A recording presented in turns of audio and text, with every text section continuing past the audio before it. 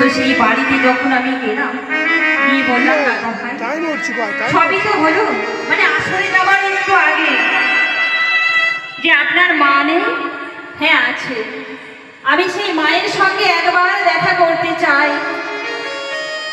বলছে বেশ, ওই যাবার সময় দেখা করিয়ে নিয়ে যাব। বেশ তাই হবে। আসলে যাবার আগে নিয়ে যাচ্ছে সেই অন্ধ কুটিরের কাছে। আমি বললাম, এ কি দাদা ভাই, এদিকে কোথায়? মায়ের কাছে নিয়ে যাবেন না? হ্যাঁ, আমার মা তো ওখানেই থাকে। ও তাই? দিয়ে গেলাম, গিয়ে দেখছি ঘরের মধ্যে একটা ছোট্ট টিমি টিমি আলো জ্বলছে, যেখানে সেই মা শুয়ে আছে। সন্তানের গলার আওয়াজ পেয়ে বলছে, খোকা খোকা, তুই এসেছিস বুঝি খোকা? তুই তো কখনো আসিস না, কখনো তো আমাদের খোঁজ নিস না। আমি কেমন আছি, কি করছি, কি খেলাম, তুই তো একবারও এসে খোঁজ নিস না। যখনই আমি গেলাম, বলছি যে কে?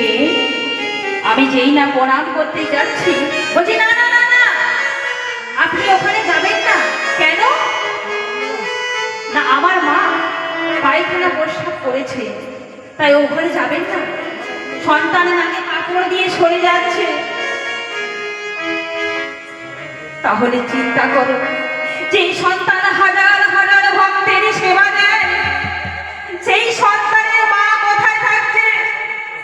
অন্ধ কুটিরে, নোংরা জায়গায় তার মায়ের স্থান।